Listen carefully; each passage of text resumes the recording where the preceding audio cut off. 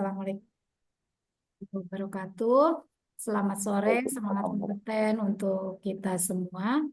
Izin Bapak Ibu Master ini yang sudah duluan malang melintang di dunia pembelajaran berbasis kompetensi. Ada Pak Alit, Pak Nur Ali, Pak Aris, juga Bu Fitri. Ya, izin hari ini saya akan memandu rekan-rekan untuk pelengkapan portofolio kita untuk perpanjangan sertifikasi di skema instruktur master dan skema instruktur senior untuk Bu Fitri ya. Jadi yang pertama akan kita lakukan tentunya kita akan sesuaikan dulu apa-apa yang sudah kita lakukan 3 tahun kemarin dengan standar yang lama dan dengan kita sesuaikan dengan standar yang baru saat ini. Kita nggak usah buka lagi standar yang lamanya, kita langsung masuk ke standar yang barunya rekan-rekan. Nanti tinggal kita sesuaikan apa-apa yang harus ditambahkan di yang terbaru sekarang. Ya, kita lanjut saja ya rekan-rekan. Tadi doanya sudah, jadi bisa langsung saya izin share screen. Nah, mudah-mudahan terlihat jelas. Jadi ini adalah unit kompetensi yang tadi sudah rekan-rekan upgrade bersama dengan Pak Master Suhardianto untuk kualifikasi 4. Jadi tadi berarti kan rekan-rekan sudah akan menyiapkan dokumen program pelatihan, PBK-nya, kemudian rancangan sesinya,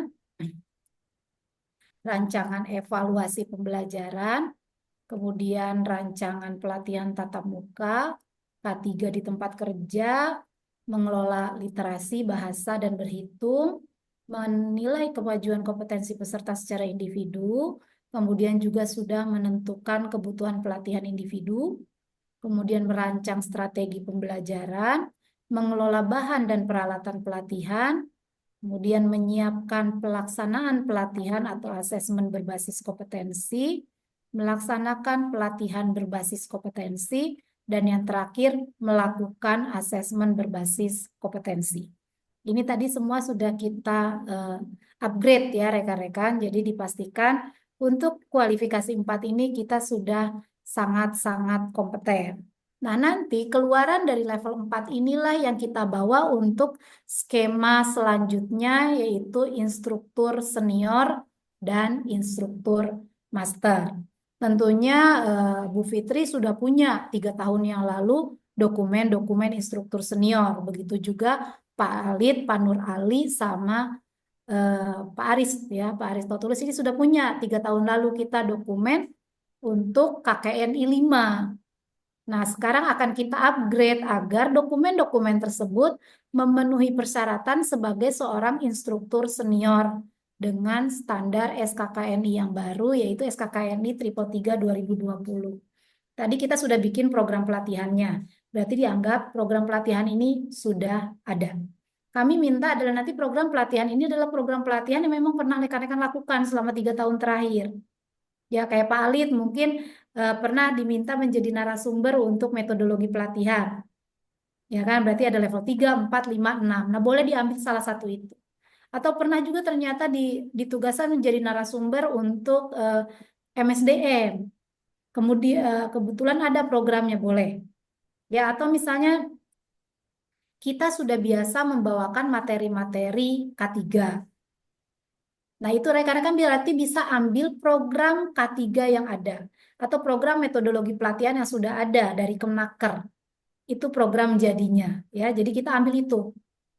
Kemudian di unit berikutnya di level 5 dan 6 yang baru ini ada namanya mengembangkan program pelatihan kerja. Nih, di skema instruktur senior punyanya Bu Fitri, dia ada di unit ke-11 di sini, mengembangkan program pelatihan kerja. Di teman-teman level 6 juga ada di unit ketiga, mengembangkan program pelatihan kerja. Nah, disinilah baru kita kembangkan program yang tadi sudah ada, misalnya kan yang sudah ada di Kemnaker, misalnya instruktur junior. Ini okupasi kualifikasi 3. Ya, dengan jam pelajarannya yang panjang. Rekan-rekan kembangkan unit pelatihannya menjadi upgrading. Yang dimana tadi misalnya hanya 10 JP. Nah, itu berarti sudah menjadi baru. Ya kan, sudah menjadi program baru. Itu yang pertama bisa paling sederhananya. Atau bisa juga rekan-rekan misalnya di program yang lama punya instruktur kualifikasi 4. Misalnya kayak Pak Alit pernah punya instruktur penyelia. Sudah punya program instruktur penyelia. Nah, sekarang akan membuat program baru di mana hanya melatih unit-unit intinya saja. Berarti Pak Alit membuat program baru. Pengembangan program menjadi program klaster. Seperti itu ya. Jadi ini yang dinamakan pengembangan program pelatihan. Jadi program pelatihan yang sudah ada, rekan-rekan buat kembangkan menjadi program pelatihan baru yang dibutuhkan oleh kita sebagai seorang trainer senior maupun master atau lembaga yang meminta kita. Kan karena kalau trainer kan biasanya ada yang minta atau kita yang menjual. Seperti itu. Silakan dibuat. Nah, nanti bagaimana membuatnya, menyusunnya? Tentunya kita tetap gunakan pedoman penyusunan program pelatihan dan materi pelatihan yang tahun 2023 yang tadi sudah digunakan sudah disampaikan oleh Pak Anto. Ya, jadi di situ ada Cap Dirjennya kan. Nah, nanti coba kita buka Cap Dirjennya.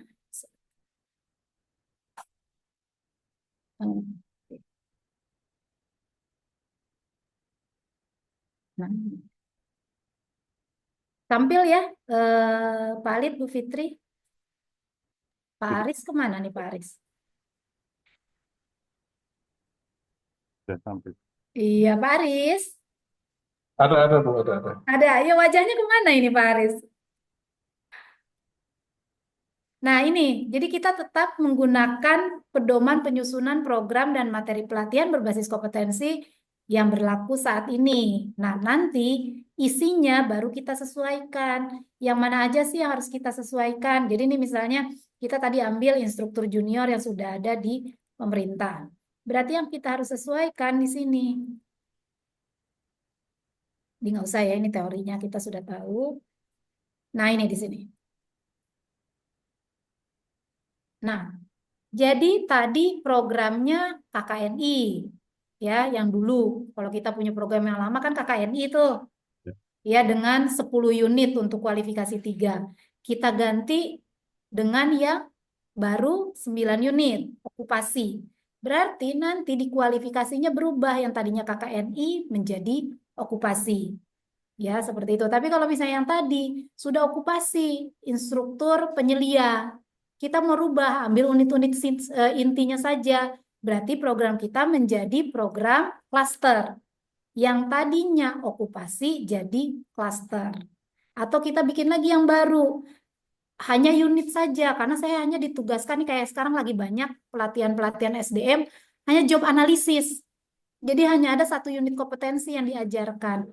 Kita ganti nama programnya yang tadinya okupasi staf administrasi menjadi unit kompetensi menyusun uraian jabatan misalnya gitu ya. Berarti kita hanya mengerjakan satu unit. Itulah yang dinamakan pengembangan. Pengembangan itu bisa bertambah, berkurang sesuai dengan kebutuhan. Jadi kalau kita ambil utuh dari KKNI semuanya kayak dulu kita 22 unit. Berarti itu skemanya, nama programnya adalah program KKNI. Semua unit pilihan yang ada pada KKNI tersebut kita gunakan. Tapi kalau misalnya kita sudah pakai pengemasan, kayak tadi di KKNI MSDM, untuk staf administrasi itu terdiri dari 2 unit inti dan 2 unit pilihan. Kita ambil 4 unit itu saja, berarti skema kita atau program pelatihan kita adalah program kualifikasi sesuai dengan jabatan atau okupasi. Tapi kalau misalnya ternyata kita hanya ambil 2 unit dari 4 unit yang ada, berarti program kita adalah cluster. Kalau kita hanya gunakan 1 unit, berarti program kita adalah program berdasarkan unit kompetensi. Itu ya. Jadi di yang format ini sudah jelas. Kemudian yang ini perumusannya udah jelas, verifikasi program, pengesahan program, validasi, ini umum. Nah, di sini Judul. Di judul juga sama. Judul program pelatihan tentunya kita sesuaikan. Kalau dia KKNI berarti judulnya pasti pelatihan ke kualifikasi. KKNI kualifikasi berapa bidang apa? Ya, KKNI kualifikasi 3 bidang pelatihan. KKNI kualifikasi 3 bidang MSDM.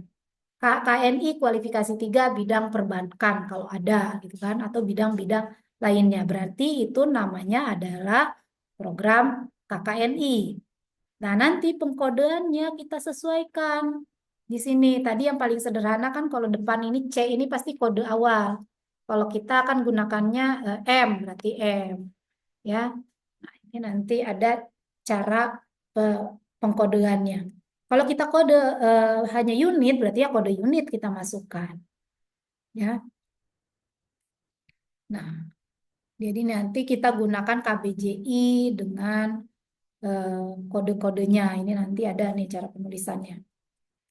Terus di sini baru kita masukkan bentuk pelatihannya luring, daring, atau bauran. Ya, jadi di awal program pelatihan itu sudah kita tentukan apakah akan full luring, full daring, atau gabungan.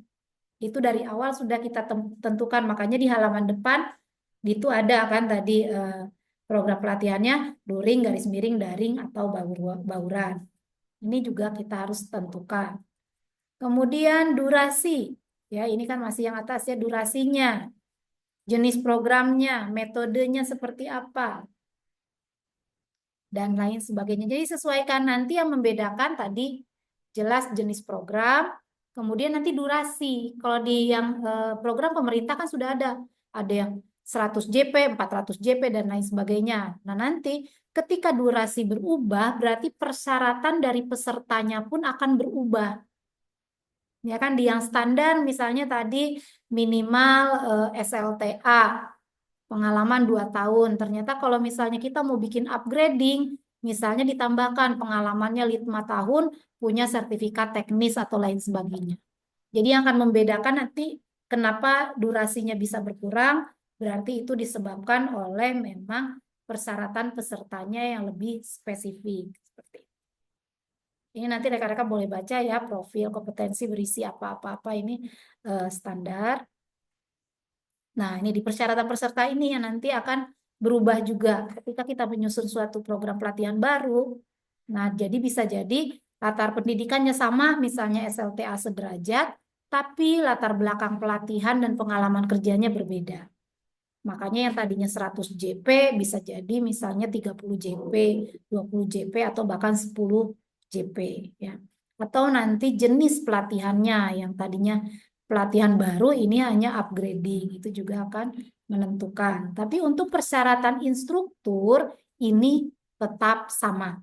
Ya, karena ini sudah standar, biasanya di satu bidang sudah ditentukan untuk pengajar level 3 dia harus level 4 dan lain sebagainya. Jadi persyaratan instrukturnya boleh sama. Nah, di sini yang berubah nanti kurikulumnya. Di kurikulum kan kita akan tentukan berapa JP ini, berapa JP untuk unit-unit lainnya. Tadi kan ada kelompok inti atau kelompok penunjang ya. Kalau misalnya kita ada KKNI-nya, di KKNI itu sudah ada pasti unit inti, unit pilihan. Tapi kalau klaster dia berarti semua unit tersebut memiliki bobot yang sama. Itu yang membedakan antara yang sudah berjenjang sama belum ya. Kalau klaster itu berarti dia punya bobot sama untuk setiap unitnya. Kemudian ini sama on the job training, adakah on the job atau tidak, ini kita sesuaikan dari awal ya. Kalau misalnya kita hanya untuk pembelajaran pelatihan biasa, berarti tidak harus ada on the job training, tidak masalah ya, karena kayak metodologi kan tidak ada on the job training, dia bisa langsung menjadi trainer. Nah, baru sesudah kita buat kurikulumnya sekian JP unit A, sekian JP unit B dari program yang kita buat, baru kita buat silabusnya. Ya, silabusnya juga tadi sudah disampaikan oleh Pak Anto.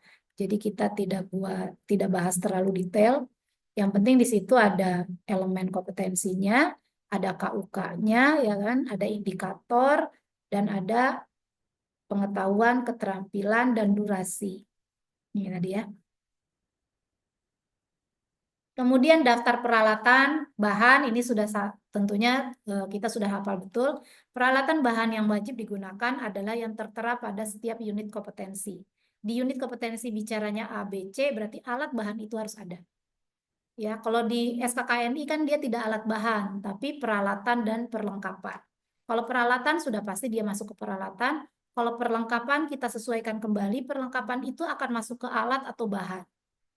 Ya, jadi di program yang baru harus rekan-rekan masukkan semua ditambah dengan alat bahan yang kekinian yang diperlukan ya, yang sifatnya teknis. Kemudian daftar tim penyusun ya tentunya rekan-rekan masing-masing sebagai penyusunnya dan asalnya dari mana.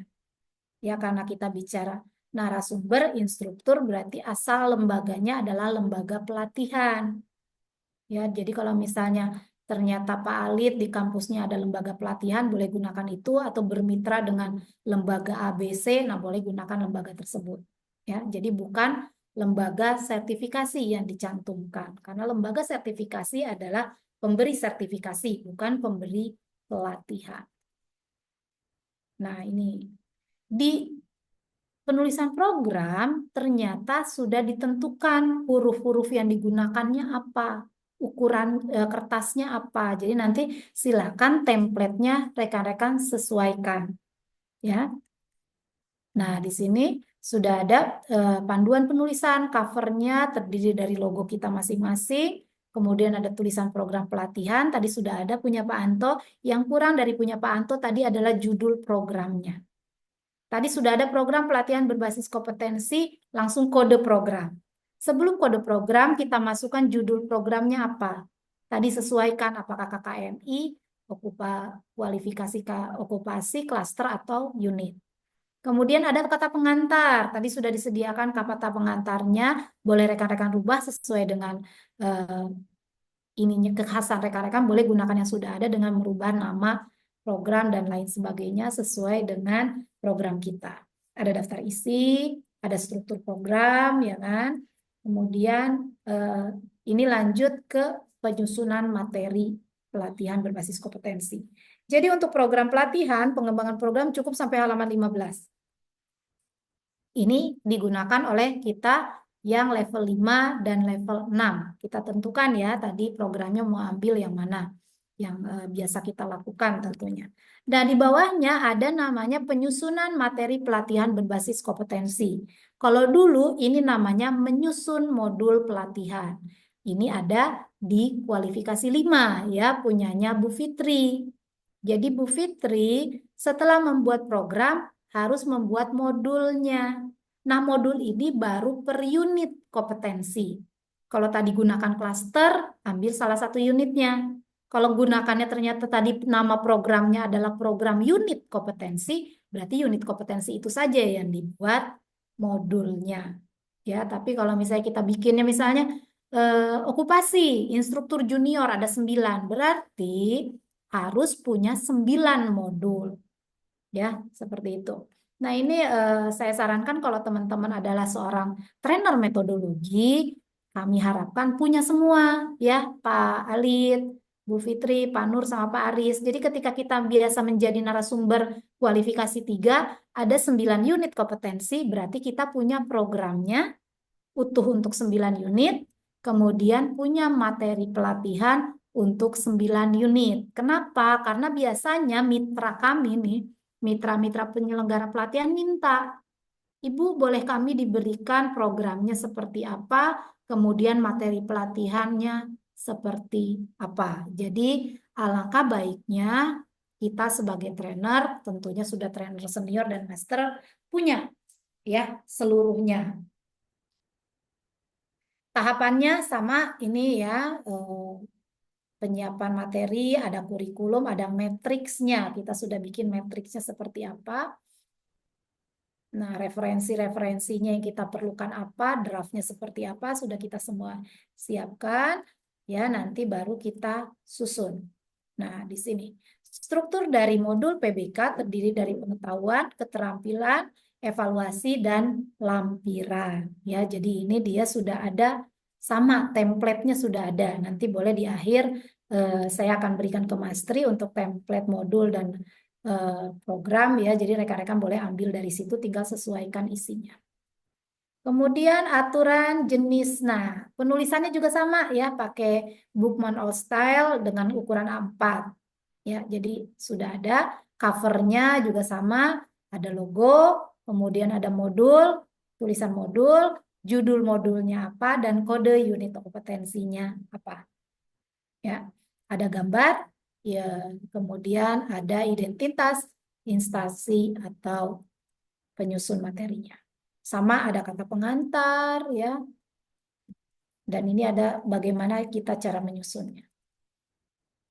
Jadi ini untuk 2 unit di kualifikasi 5, 1 unit di kualifikasi 6 untuk teman-teman yang master.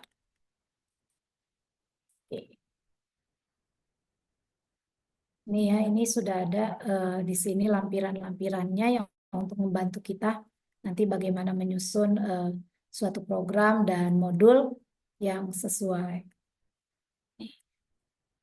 Ini checklistnya untuk nanti yang memverifikasi program kita.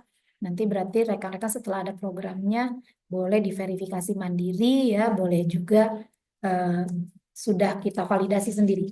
Nah ini tadi struktur program. Jadi judul sudah jelas ya tadi. Kalau KKNI berarti judulnya pasti depannya KKNI kualifikasi berapa.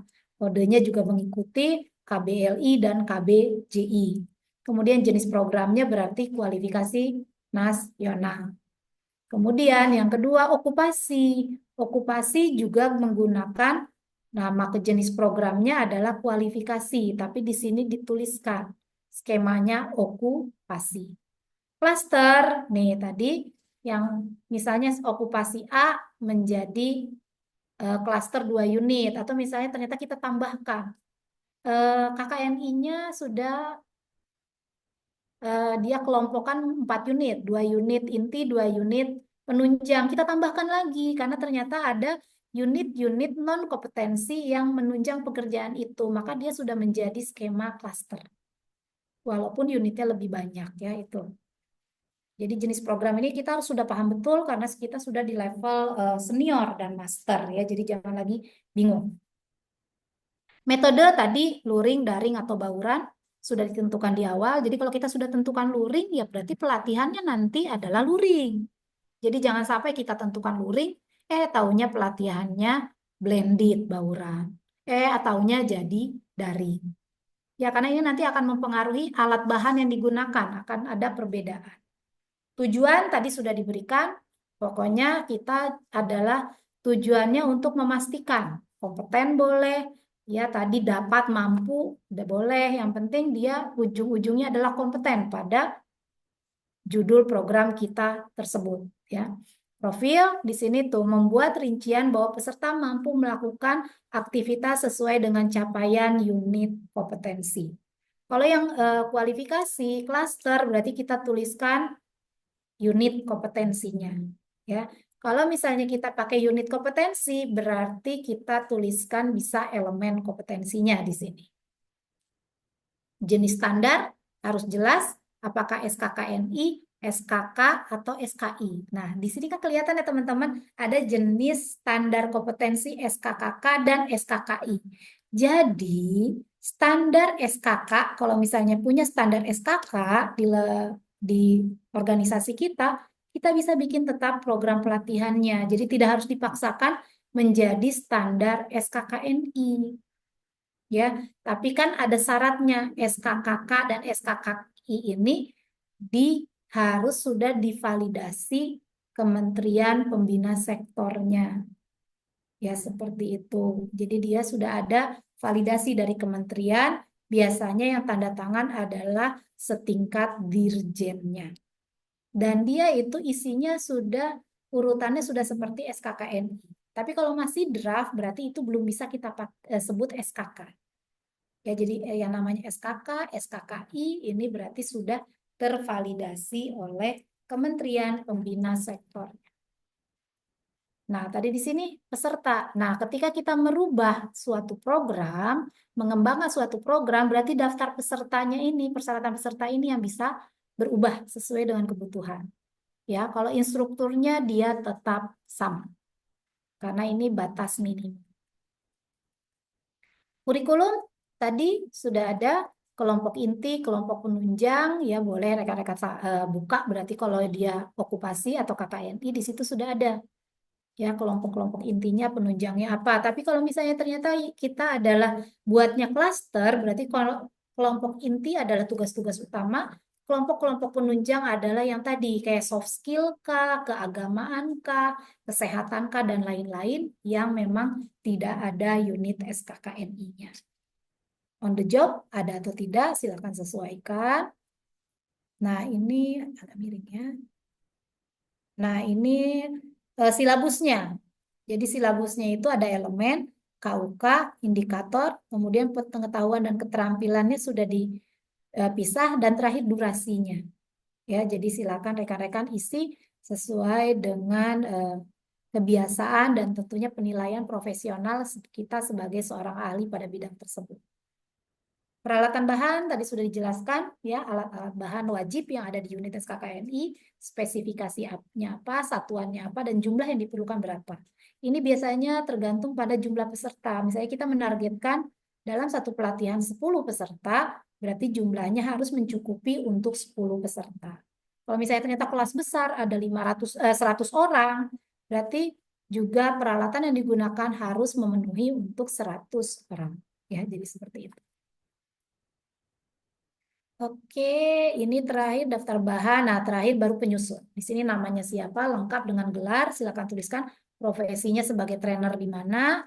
Ya, kalau misalnya ternyata kita kerjanya berkelompok, misalnya Pak Ali ternyata kita akan mengerjakan 2 orang karena nanti membawakan materi ini berdua narasumbernya. Biasanya kayak di kementerian itu kan kita diminta 2 orang narasumber.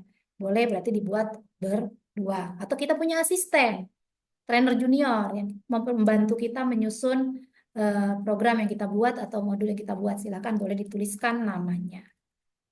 Jadi inilah cara penulisannya. Kemudian ini matriks ya rekan-rekan. Tadi sudah dibilang kan di awal kita harus punya matriks ketika menyusun suatu modul. Jadi ini tampilan tabel matriks yang paling sederhana ya. Jadi ada elemen kompetensi, kemudian KOK, indikator pengetahuan, dan indikator keterampilan dan sikap kerja. Jadi kalau ini pasti digabung, kenapa? Karena kan misalnya keterampilannya adalah membuat lesson plan.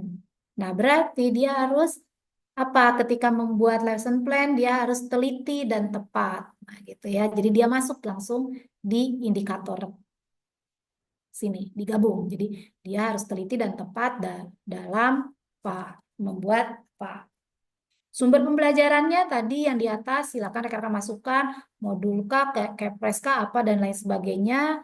Masukkan metodenya luring daring, kemudian medianya apa ya kan tadi. Kalau luring kita gunakan apa, daring apa, dan gabungan apa. Di sini masuk, kemudian durasinya berapa. Sudah, ini verifikasi ya. Jadi nanti silakan ini dipelajari saja. Kemudian ini modul, struktur modul. Jadi modulnya tuh bukan teori rekan-rekan, tapi penjabaran dari aktivitas-aktivitas pekerjaan dia di unit kompetensi tersebut. Jadi di sini pengetahuannya apa, pokok bahasannya apa, kemudian nanti eh, kita kita isi sesuai dengan tuh, elemen kompetensi, kriteria unjuk kerja yang dielaborasi lebih dalam. Kemudian ada evaluasi ya soal pengetahuan, kemudian perintah dari instruktur. Nah, ini silakan rekan-rekan bobot penilaian 30% untuk dari keseluruhan penilaian di unit tersebut. Jadi rekan-rekan silakan membuat evaluasinya seperti ini. Silakan nanti dibuat ya sesuai. Kemudian ini ada LKS-nya, ada lembar instruksi kerjanya seperti apa.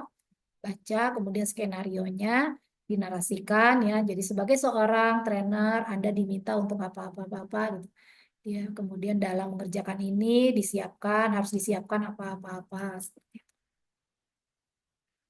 Langkah kerja ini berarti sudah jelas pasti ada pada elemen kompetensi. dari unit tersebut. Bahan prakteknya apa? Sesuai yang tadi di atas kita di program sudah buat, tinggal kita turunkan ke sini. Nah, ini sudah ada instrumen untuk penilaian prakteknya seperti apa. Jadi ini sudah ada di modul. Jadi nanti sebenarnya untuk menilai kompetensi individu, rekan-rekan tinggal ambil lembar dari praktek penilaian di modul yang sudah kita punya.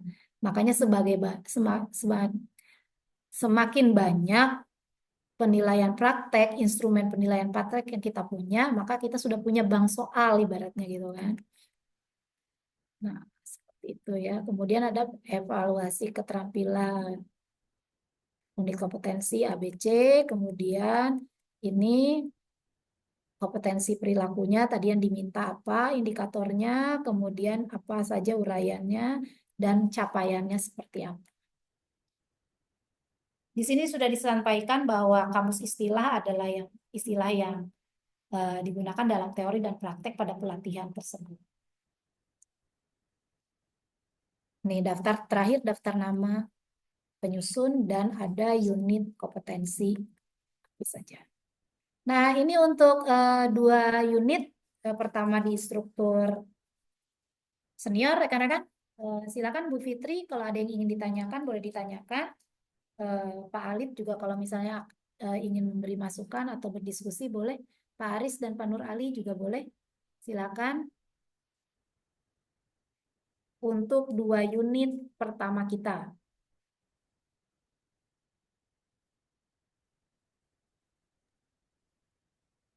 Ya, Bu Anita. Silakan, Bapak. Oke. Terima kasih atas penjelasannya. Eh, saya saat ini sedang menyiapkan untuk unit kompetensi yang berbasis pada SKKNI 2020. Jadi berbeda dengan dokumen terdahulu yang saya gunakan pada kualifikasi yang lalu gitu. Betul. Ya. Nah, itu belum ada pembagian atau pengelompokan klaster, okupasi, dan unit. Itu boleh saya ambil unit saja? Oke. Boleh. Untuk bidangnya apa? Bidang metodologi? Kebetulan saya menyiapkannya untuk risk management Oh, risk management. Ya, berarti Bapak boleh ambil unit. unit ya. Iya, berarti udah jelas nanti si program pelatihan hasil pengembangannya adalah program unit kompetensi. Ya. Kecuali Bapak mau tambahkan misalnya unit penunjang. Jadi itu bisa dari SKKNI yang sama atau SKKNI lain. Atau kayak misalnya literasi. Oh ini perlu nih di risk management. Berarti namanya nanti menjadi klaster. Oke. Ya seperti itu Ya, ya. saya bisa Atau soft tambahkan ya. skill atau apa gitu kan. Itu boleh jadi namanya nanti klaster kalau lebih dari satu. Tapi kalau hanya ada satu berarti nanti namanya adalah unit. Oke ya. Ya, clear. Clear. Ya, sekarang kita masuk ke yang berikutnya. Pengembangan sudah, kemudian kita kupas dulu sedikit yang level 5 ya. Tadi kan menentukan mengembangkan program udah. Berarti kita akan lanjut ke merancang pembelajaran yang inovatif untuk suatu program pelatihan kerja. Tentunya ini kita berdasarkan program pelatihan yang sudah rekan-rekan buat tadi. Baru dibuat rancangan pembelajaran inovatifnya. Ini khusus untuk Ibu Fitri, karena Ibu Fitri ada di level 5 ya. Jadi harus merancang pembelajaran inovatif untuk suatu program pelatihan. Tentunya nanti kita kupas sedikit, kita buka sedikit aja ya Bu Fitri, izin ya, karena ini sebenarnya hanya teknis saja. Jadi Bu Fitri perancang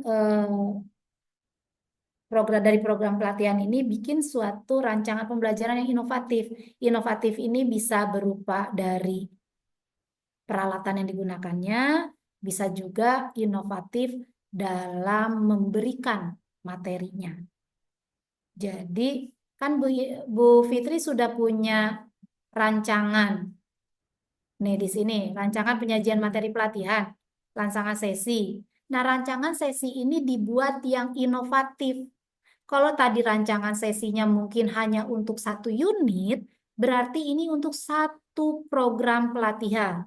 Seperti yang tadi Pak Alit, kalau Pak Alit bilang dia membuat program barunya adalah unit kompetensi, berarti di rancangannya nanti rancangan untuk 1 unit kompetensi. Kalau klaster berarti untuk klaster tersebut. Kalau klaster misalnya ada 2 sampai sekian unit, nah berarti semuanya harus terjabarkan pada rancangan pembelajaran yang Ibu buat, ya. Seperti itu. Jadi tidak harus membuat draft baru, cukup dari draft rancangan lesson plan yang sudah ada dibuat yang inovatif seperti apa. Bisa di alat, Berarti di yang bahan, di dari materi. yang kita buat itu Hmm. kita detailkan lagi berapa unitnya yang ada ya Bu ya. Ya, Itu jadi dibuat misalnya yang inovatifnya apa? Misalnya dari anu, rancangan ya. yang pertama, yang inovasinya adalah pada penyampaian materi. Nah, itu dituliskan di situ. Berarti mungkin di medianya atau di modulnya. Modulnya. Ya, seperti itu ya. Kemudian kita masuk ke yang unit berikutnya adalah merancang konten e-learning. Ya, di sini berarti Ibu diminta merancang kontennya, isi. Jadi dibuat satu, ini kan sudah tadi pembelajaran inovatifnya adalah misalnya pembelajaran apa gitu kan. Nah, dibuat sekarang isinya untuk pembelajaran daring. Ya, karena ini e-learning berbasis pada elektronik ya. Jadi boleh pelatihan menggunakan Zoom, Google Classroom, WA, lain sebagainya ya, misalnya seperti apapun. Tapi yang berbasis e-learning, ini isinya, isi materinya. Ya. Kemudian mengembangkan program, tadi sudah kita kupas. Nah, sekarang kita masuk memfasilitasi e-learning. Ini ada di level kualifikasi 5 dan 6 ya. Jadi setelah kita buat pembelajaran inovatif tadi, kita buat plafonnya. Kan tahu, kalau misalnya level 5 kan dia tidak membuat plafon, tapi sudah diberikan plafonnya. Hari ini ada pembelajaran menggunakan misalnya Google, ya, Google Meet. Nah, berarti kita buat, kita fasilitasi e-learningnya. Mulai dari jadwalnya kapan, ya kan, dari jam berapa sampai si berapa, terus materinya berapa lama, dokumen-dokumennya kita siapkan. Ini juga masih masuk ke yang tadi, rancangan pembelajaran inovatif. Jadi dokumennya masih itu-itu juga, bisa rancangan sesi, ya perancangan lesson. Lesson plan, di dalamnya ada e-learningnya apa, Google Meet kah, Zoom kah, atau apa, seperti itu ya. Ya, jadi untuk level 5 dan 6 teman-teman harus membuat suatu matriks atau rancangan pembelajaran yang berbasis e-learning. Kalau level 6 berarti buat dulu, rancang dulu plafonnya, apa yang akan digunakan, baru kita buat kegiatan e-learningnya. Jadi ini kita memfasilitasi, kita sebagai penyelenggara pelatihan berbasis daring. Ya. Kemudian kita lanjut nah, di sini menentukan kebutuhan pelatihan mikro ini ada di kualifikasi 5 dan di kualifikasi 6 ya. Jadi selama ini kan kita sudah membuat kebutuhan pelatihan di individu. Berarti sekarang kita diminta menganalisis kebutuhan pelatihan di tingkat mikro, di tingkat organisasi. Ya, jadi tadi contohnya misalnya LPKA. Nah, kita buat untuk pelatihan di LPK tersebut. Jadi berbagai bidang bisa masuk di situ ya. Jadi lembaga misalnya kan ternyata oh ini lembaga pelatihannya khusus pada bidang metodologi LPK-nya. Berarti kita membuat rancangan pelatihan mikronya, kebutuhan pelatihan mikro untuk bidang itu saja, setingkat organisasi. Ya, jadi nanti yang keluarannya adalah program pelatihan A, B, C. Program pelatihan metodologi kualifikasi 3, 4, 5, program pelatihan MSDM, apa-apa-apa itu keluarannya ya. Itu untuk mikro. Yang level 6 ternyata selain kita diminta analisis kebutuhan pelatihan mikro, kita juga diminta menganalisis kebutuhan pelatihan secara makro. Jadi sedunia usaha atau dunia industrinya.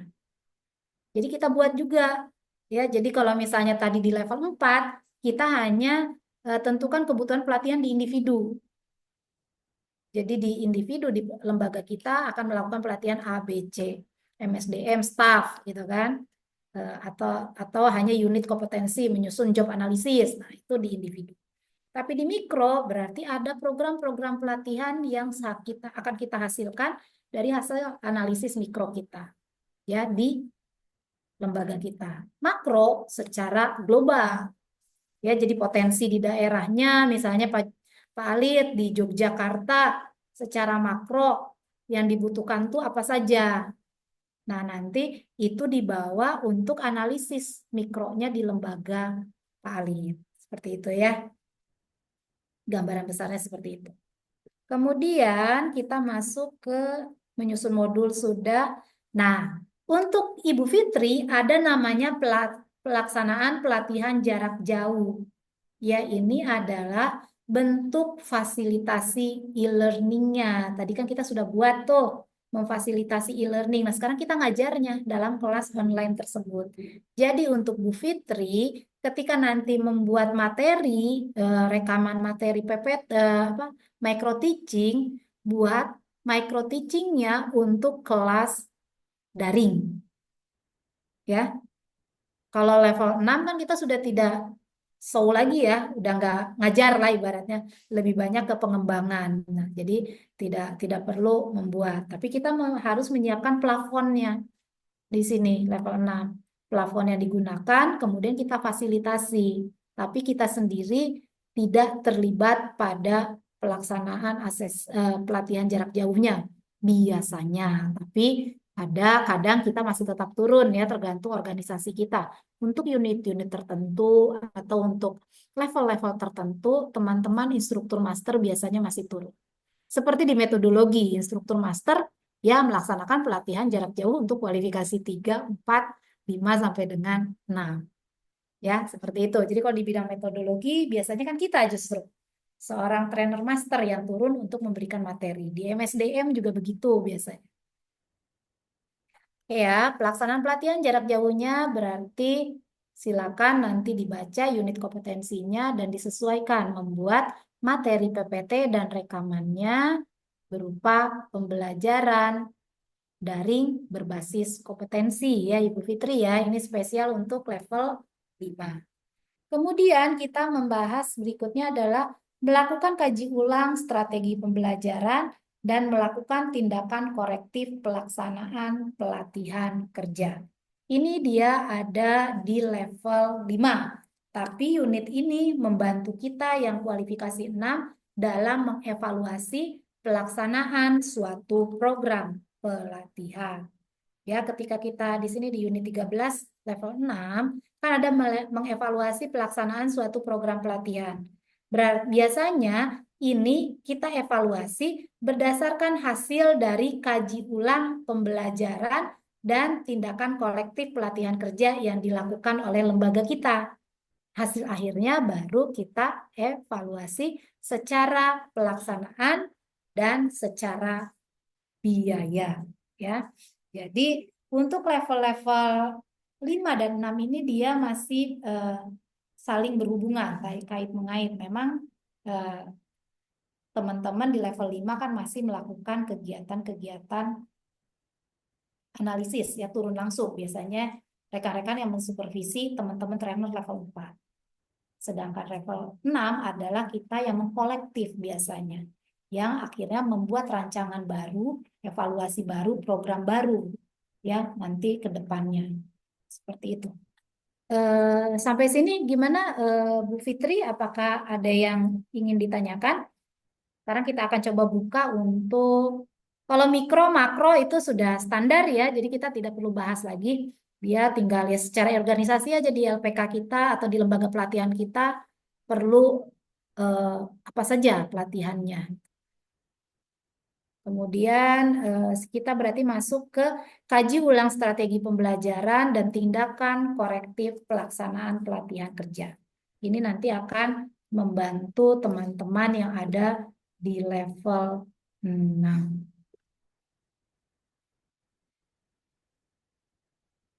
Sebentar, aku stop share dulu. Sekarang kita akan masuk ke unit SKKNI-nya.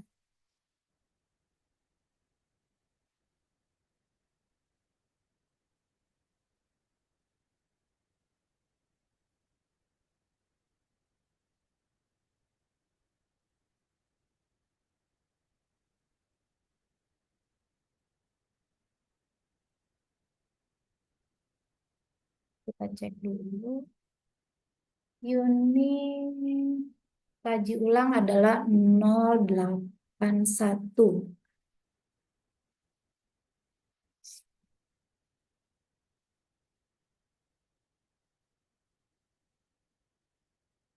Izin di-share? Oke.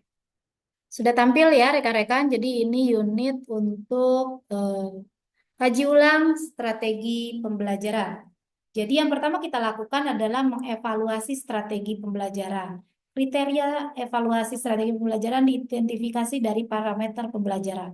Evaluasi pasca implementasi diterapkan dengan memasukkan ukuran efektivitas dan kualitas dari strategi pembelajaran. Jadi strategi yang pembelajaran bisa kita buat di awal, kita evaluasi ya. Nah, setelah dievaluasi baru nanti keluar apa-apa yang kurang, apa-apa yang harus diperbaiki, dan bagaimana mengimplementasikannya. Kemudian kita terapkan rekomendasinya ini tentunya pada program pembelatihan atau pembelajaran yang kita kembangkan. Ya. Ini kita cek Pak. Nah ini.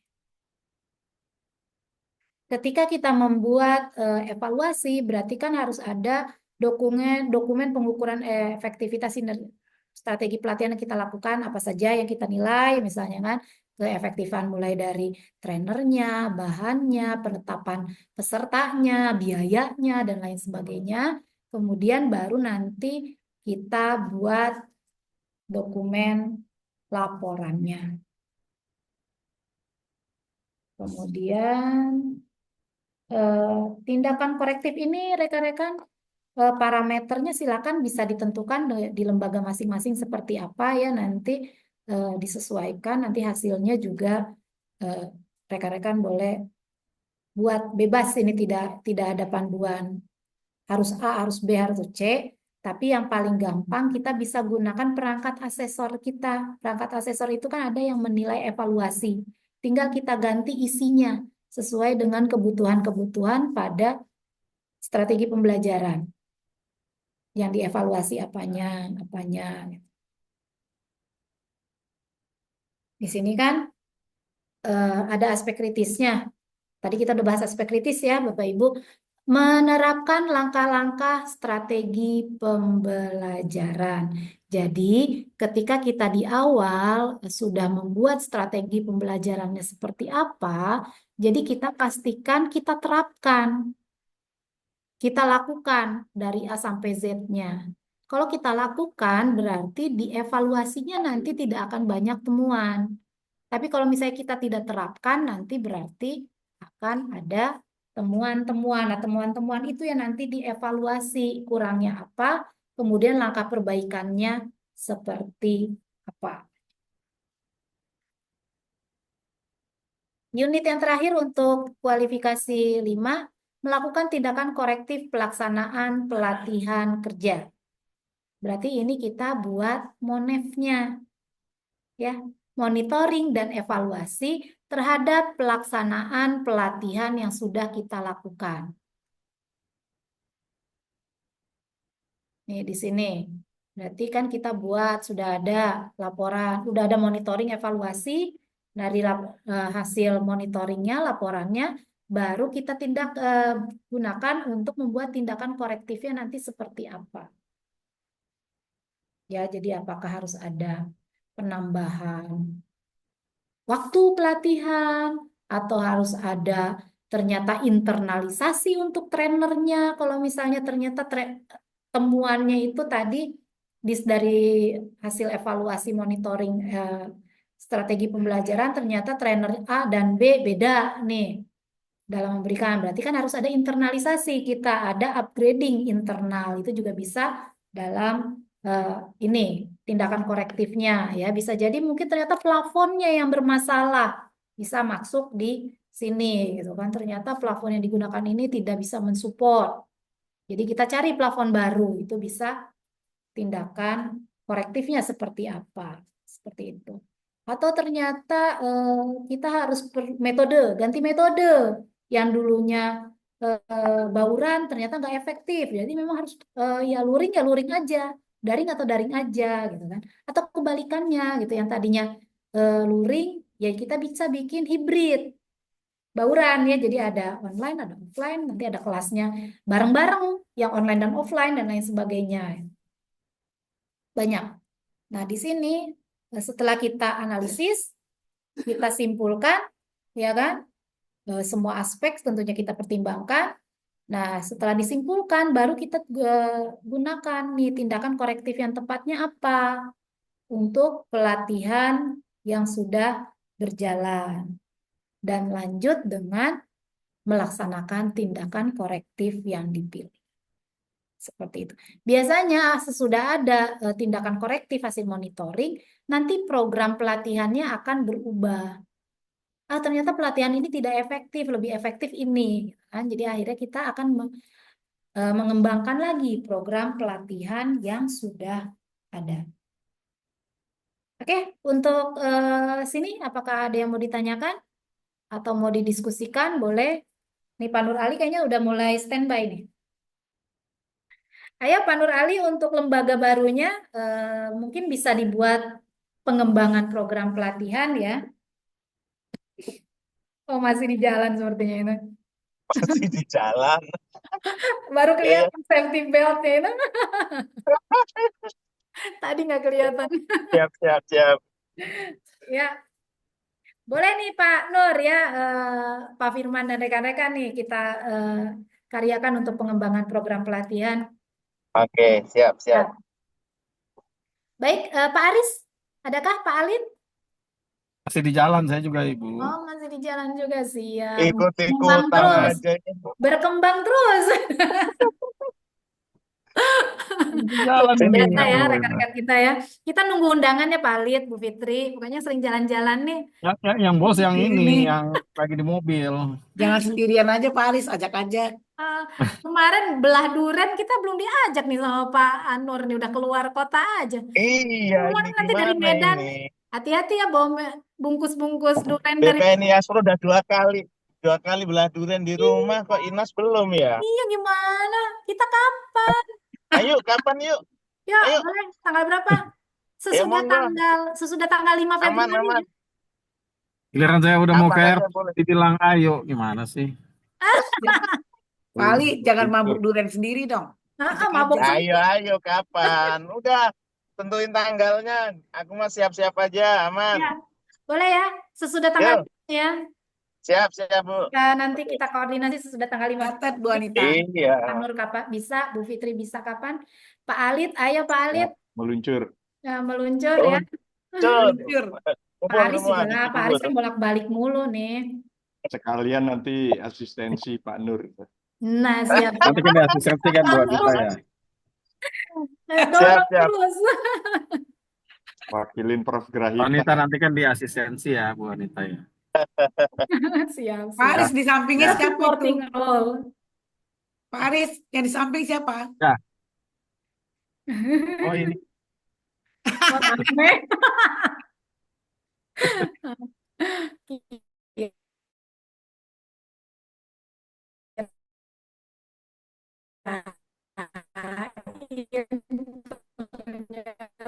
Bawa rombongan.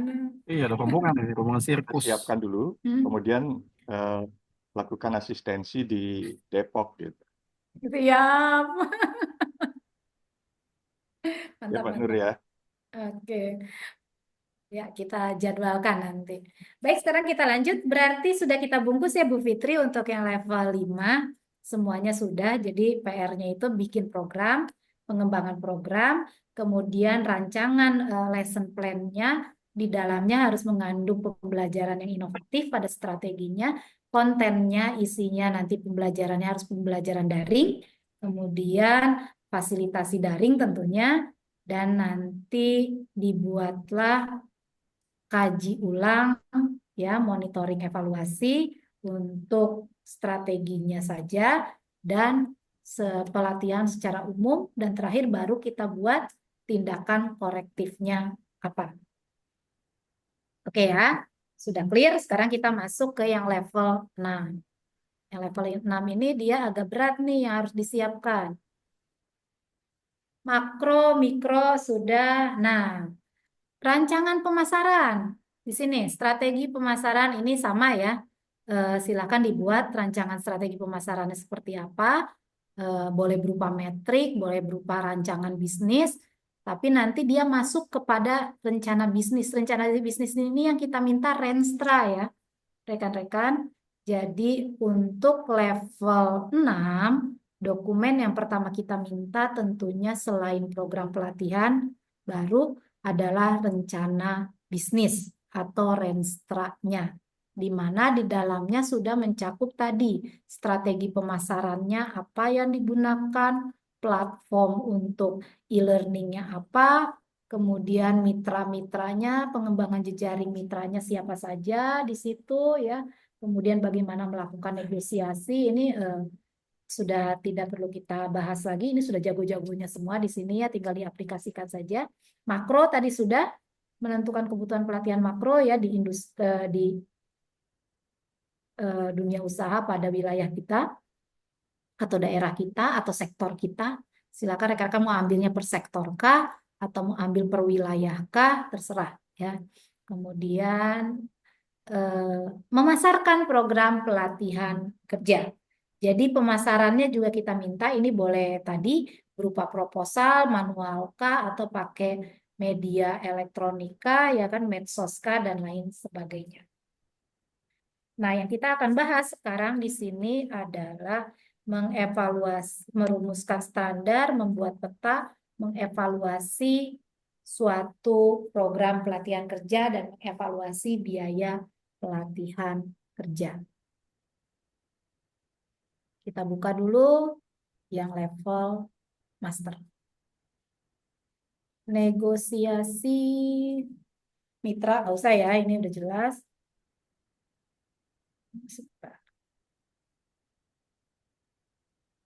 Unit Ya, halamannya 1310. tebal ini Bu Anita ya. Kenapa? Halamannya bisa tebal ini. Lagi jadi Renstra, bisa jadi buku ini. ISBN kita daftar bisa ini Bu ya. Betul sekali. Sebentar. Kita bikin Renstra dulu ya. Karena nanti semua unit-unit ini ada di sini. Ya, apalagi Bu Anita di kampus saat ini Renstra itu udah jadi semacam undang-undang. Betul kan Pak Betul, Alif? betul, Ya. betul. Ya, Nah, udah jadi semacam aturan ini undang-undang. Udah bukan lihat di Kepken lagi, tetapi melalui itu. ya. Dan Nah itu ini bisa tebalnya bukan main dikembangkan. nih. Bisa dikembangkan sama rekan-rekan di situ ya. Nah ini menyusun Nah, rencana bisnis. Yang pertama tentunya visi, misi, tujuan, dan sasaran. Ini standar ya. Sesuaikan dengan bidang pelatihan yang kita akan lakukan. Organisasi ini ya. Jadi sudah bahasnya organisasi. Tadi kan ada analisis makro sudah dibikin, mikro sudah dibikin. Nanti keluarlah visi misi dari si lembaga pelatihan yang akan kita jual, apa visi misi, tujuan, dan sasarannya. Visi jelas, ini aku gak harus bahas nih, udah master-master semua nih yang buat visi, buat misi, tujuan yang dicapai, dirumuskan, kemudian sasaran, nah ya. Kemudian yang kedua nih, yang kedua membangun budaya bisnis organisasi. Nah ini brandingnya ada di elemen kompetensi kedua. Budaya yang ada dievaluasi untuk mengembangkan budaya baru. Jadi di organisasi kita budayanya apa? Dia harus ada nge-branding nih budaya yang digunakan apa. Nah, itu kita evaluasi sesuai atau enggak. Kemudian bagaimana strategi mengubah budaya. Jadi kalau misalnya budaya-budayanya ini ternyata masih terlalu tradisional, menghambat. Nah, apakah bagaimana kita evaluasi? Masih tetap digunakan, kita rubah atau bagaimana ya? Ini biasanya ngaruh nih kayak sekarang kurikulum merdeka. Kurikulum apa? Nah, ini terkait dengan budaya biasanya kan. Budayanya yang mau digunakan seperti apa. Kemudian tentunya kita komitmen. Ini harus tertuang pada Renstra yang kita buat. Kemudian baru masuk kepada identifikasi posisi produk dan lembaga terhadap pasar. Kita analisis nih. Kita mau jualan apa, pelatihan apa, dan ini strategi pengembangan bisnisnya seperti apa, dan posisinya di pasar seperti apa. Jangan-jangan kita idealis mau bikin pelatihan A, B, C, udah bikin programnya, ternyata tidak diperlukan oleh industri, ya kan? Jadi analisis makro kita nggak jalan, ya. Jadi akan menentukan ini nanti hasil analisis kita di makro mikro terhadap produk-produk yang akan kita masukkan pada Renstra. Kekuatan dan kelemahan lembaga diidentifikasi untuk mendukung pengembangan bisnis.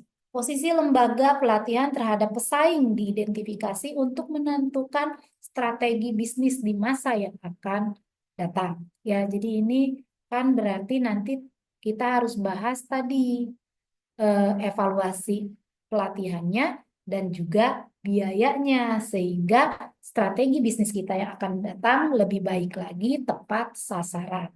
Yang keempat, ini intinya ketika kita membuat Renstra, kita harus gunakan analisisnya SWOT. Banyak analisis, di sini diminta SWOT. Ya, jadi tetap yang diminta strength, weakness, opportunity, dan threat. Ya, dan ini harus jelas yang namanya kekuatan itu apa, weakness itu apa, opportunity apa, dan threat itu apa. Ya, di sini threat ini kan tidak selalu ancaman ya. Jadi silakan.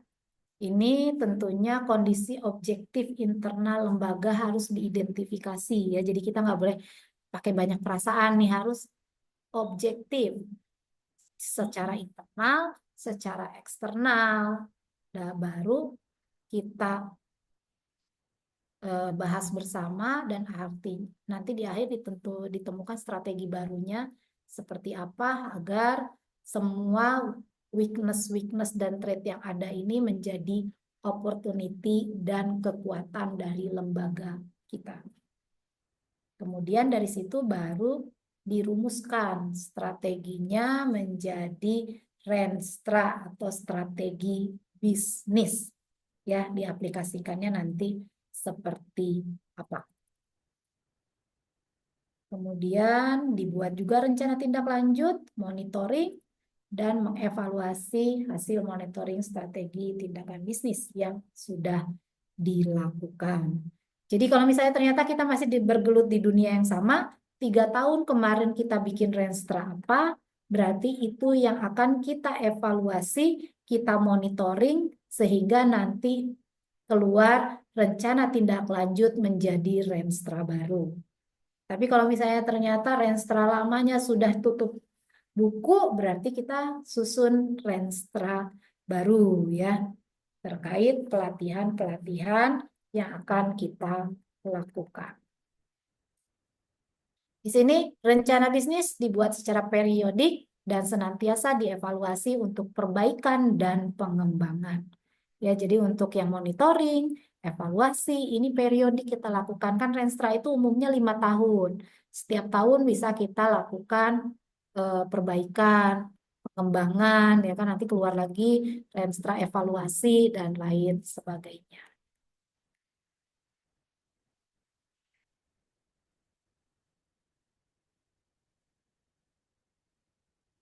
Kita masuk ke aspek kritis.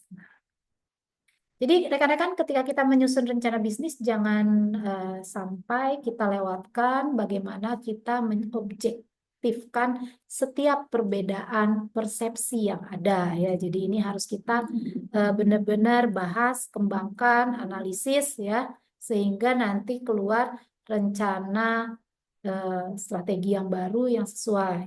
Kemudian tingkat ketelitian yang bervariasi. Ini juga harus kita bahas. Jadi kan tidak semua sama tingkat ketelitian, cuman orientasinya ya. Kadang kalau manajemen maunya orientasinya tentunya profit saja. Kalau yang di bidang pengembangan pengennya orientasinya tentunya pada pelatihan-pelatihan yang lebih baik. Nah, ini bagaimana kita satukan menjadi satu visi misi Renstra di lembaga kita yang lebih efektif, produktif, dan tentunya lebih baik. Seperti itu. Oke, silakan ada yang mau ditanyakan, rekan-rekan? Kita kembali lagi. Evaluasi suatu program pelatihan. Ini juga nanti akan masuk ke Renstra yang baru ya. Kita lakukan dulu evaluasi untuk suatu program dan evaluasi untuk biayanya. Ini kemarin kita sudah pernah bikin.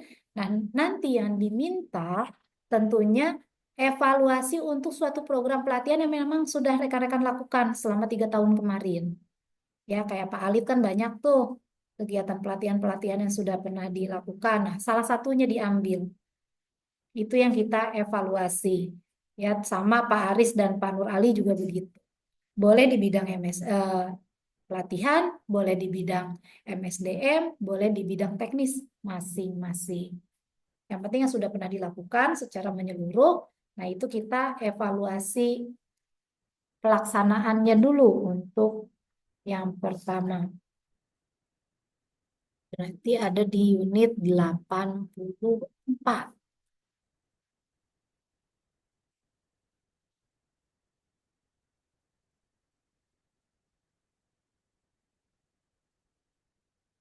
Bagaimana kita mengevaluasi pelaksanaan suatu program pelatihan? Yang pertama kita lakukan adalah mengevaluasi kesesuaian antara rencana awal dan pelaksanaannya. Jadi ketika kita dulu membuat rancangan, Renstra dulu ya, sudah kita buat, kemudian sekarang kan sudah dilakukan. Kita evaluasi apakah sesuai, apakah ada yang kurang, apakah ada yang harus dirubah.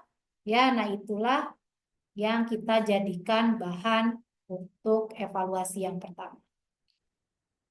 Ini kan tujuannya apakah masih sesuai, metode yang kita gunakan, alat bahan yang digunakan pada program pelatihan tersebut, apakah masih sesuai atau dirubah atau sudah ketinggalan zaman. Ini banyaknya seperti kayak dulu, misalnya pelatihan-pelatihan itu tradisional, harus semua luring. Ternyata setelah dievaluasi sekarang 99% pelatihan itu dilakukan secara hibrid misalnya. Jadi mau nggak mau kita masukkan, itu hasil evaluasi yang pertama. Ya, kemudian ini kita harus lakukan berkala. Kayak misalnya dulu, misalnya kita biasa lakukan pelatihan secara 50 JP, 5 hari pelatihan untuk kualifikasi 4. Setelah berjalan, ternyata tidak produktif. Ya, biayanya tinggi dan lain sebagainya. Nah, kita evaluasi. Kalau ternyata keluarlah, oh sekarang cukup dengan 30 JP, 3 hari saja. Setelah jalan, ternyata 3 hari pun nggak produktif karena ternyata peserta kita adalah orang-orang yang sudah ahli di bidang masing-masing, sudah biasa menjadi trainer. Kita padatkan lagi menjadi 20 JP. Nah, itu adalah hasil dari evaluasi antara program pelatihan yang kita rancang di awal dengan program pelatihan yang sudah kita lakukan. Kemudian tentunya ada evaluasi kepuasan. Ya, jadi ada bisa berupa kuesioner, ya kan? Biasanya kan setelah kita lakukan pelatihan tuh kita share nih, tolong diisi Google Form-nya untuk kepuasan rekan-rekan terhadap proses pelatihan yang saya lakukan. Nah, ini nanti keluar nih apa yang tidak puas, berapa persen dan lain sebagainya. Nah, ini juga yang kita jadikan bahan evaluasi. Ya, jadi pada kegiatan mengevaluasi suatu program pelatihan yang kita lakukan nanti berupa form saja. Ya, jadi tidak perlu laporan hasil evaluasi suatu program, nggak usah. Cukup satu form saja, di mana di dalamnya itu ada mungkin kayak tadi ya, bisa berupa kayak tabel. Jadi ini rancangannya yang lama seperti apa, yang dilakukan seperti apa. Nah, nanti berarti di sini hasil evaluasinya seperti apa. Seperti Matriks itu. saja. Ya, matriks boleh ya. Jadi tidak perlu berupa laporan hasil evaluasi, nggak perlu. Ya, cukup lembaran matriks boleh, hasil kuesioner boleh, tapi nanti di bawahnya ada kesimpulan. Ya kan? Jadi kesimpulan hasil dari kegiatan evaluasi ini apa? 1, 2, 3. Sudah itu baru kita buat pada Enstra berikutnya. Nih ya, berarti bikin instrumen. Evaluasinya seperti apa tadi? Boleh kuesioner, boleh checklist, boleh apa ya, terserah rekan-rekan. Kemudian, nah di sini. Keakuratan dalam mengevaluasi program pelatihan. Jadi ini aspek kritisnya. Ketika kita membuat atau melakukan evaluasi terhadap program pelatihan yang sudah kita lakukan, kita harus sangat-sangat akurat ya. Jadi tadi cermat ya kan terhadap tadi temuan-temuannya apa saja, potensi-potensi nanti ke depan seperti apa gitu. Ini harus benar-benar jadi inputan yang masuk ke kita pun harus sesuai realistis, sesuai dengan kejadian pada saat pelatihan kita lakukan.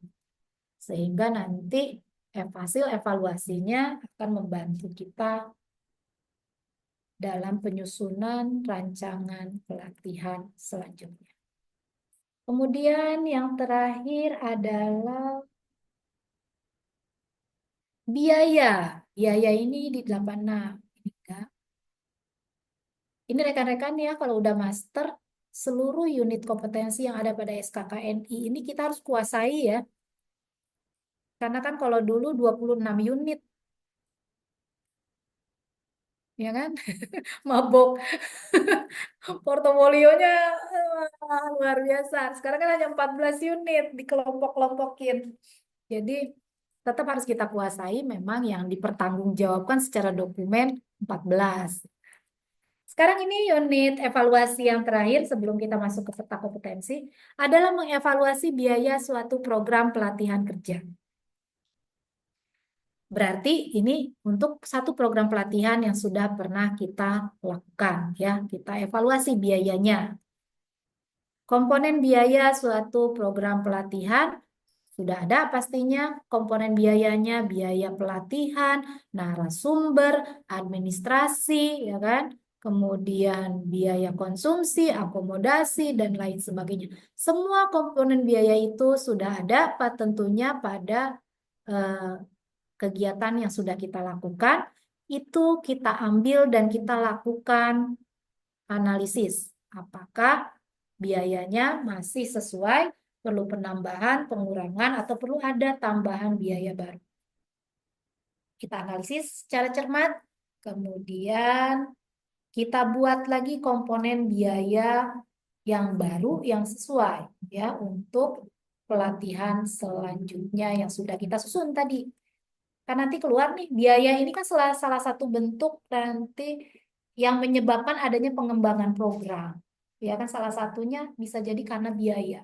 Dulu terlalu murah, kita buat, kita kemas agar lebih ini, dulu terlalu mahal, atau dulu kita menyasar eksekutif kelas menengah ke atas, sekarang kita akan menyasar misalnya untuk ekonomi bawah, gitu kan? Itu juga mempengaruhi nanti program pelatihannya. Nih, menganalisis pembiayaan, metodologi analisisnya ditentukan, gunakan. Biaya pelatihan dianalisis sesuai dengan metode yang ditentukan. Silakan bebas, di sini tidak ditentukan metode yang digunakannya apa. Boleh yang sederhana, ya langsung aja profit loss berapa gitu kan, langsung. Ada yang juga harus dianalisis secara menyeluruh, tergantung bidangnya, bidang apa. Ini kalau kayak Pak Nur Ali, Pak Alit nih, wah udah analisisnya kan udah sangat luar biasa untuk suatu pembiayaan.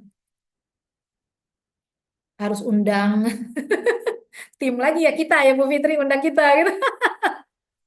Ini nggak ada biayanya, wah, ya Bu internasional dan lain Kalau sebagainya. ada biaya jangan diam-diam aja, Palit.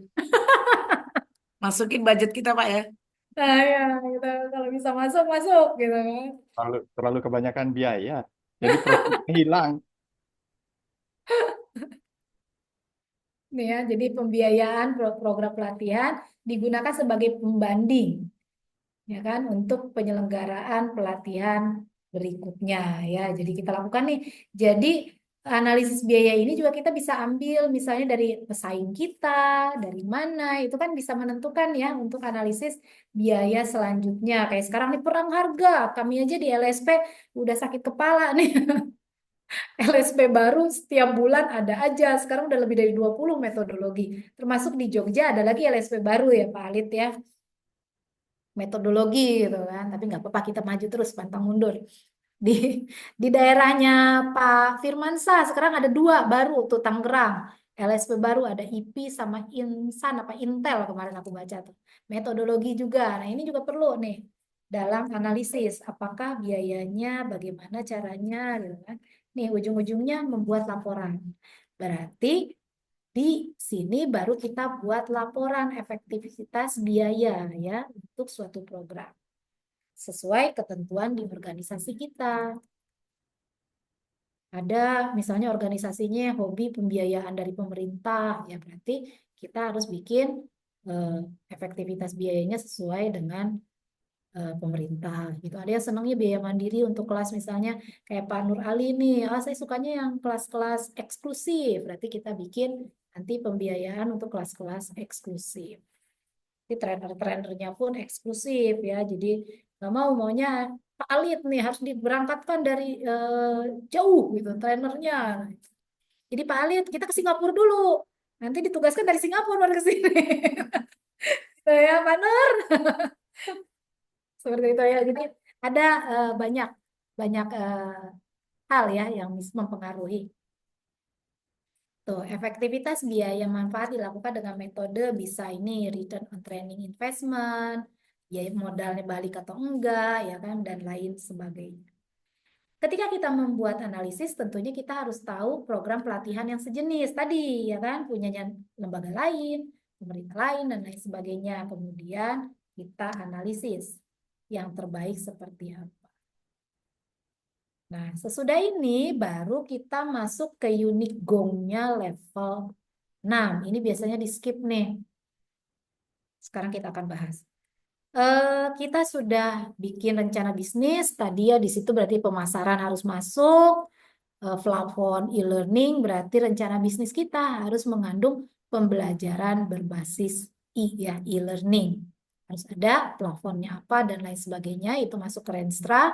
Kemudian mitra-mitranya siapa saja yang akan kita guide, itu juga harus jelas. Kemudian kita evaluasi program-program pelatihan apa yang akan masuk kembali pada Renstra kita yang baru. Hasil dari evaluasi pelaksanaan suatu program pelatihan dan evaluasi biaya dari program pelatihan yang sudah kita lakukan. Kemudian dari semua itu kita akan tadi kan kembangkan. Yang kita kembangkan selain kembangkan program, kita juga akan mengembangkan standar. Kalau misalnya ternyata organisasi kita cukup mumpuni dan ternyata ada setelah kita analisis makro mikro ada peluang bidang bisnis baru atau bidang pelatihan baru, maka kita akan susun standarnya melalui membuat peta kompetensi dan merumuskan standar kompetensi.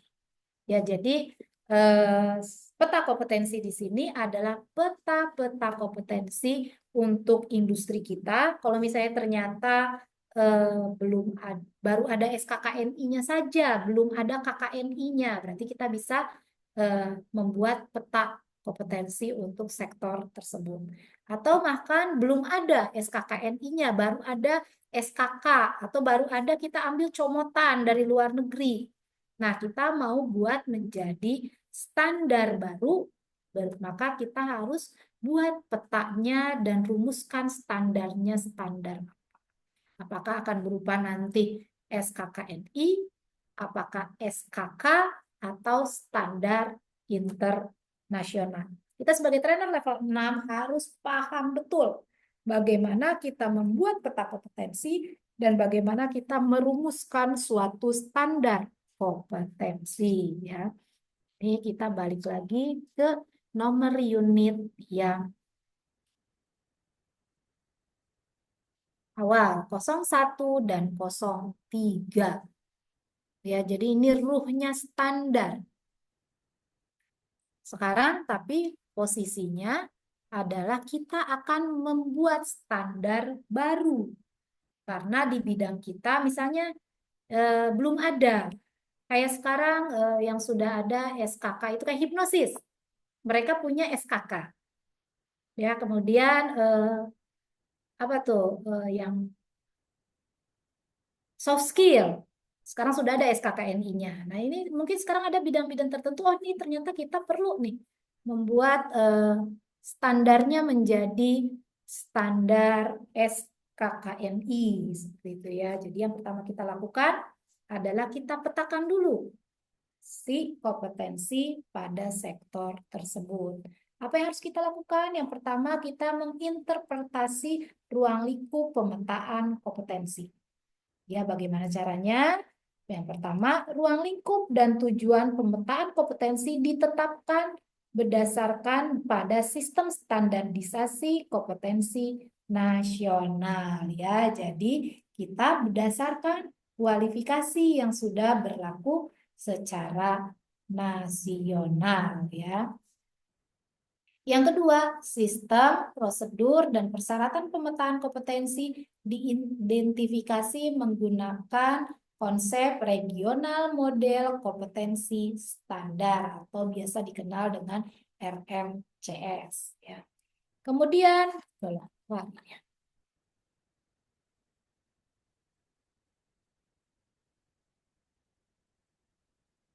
referensi teknis yang berkaitan dengan kategori dan proses kerja lapangan atau bidang usaha diidentifikasi untuk menjadikan acuan.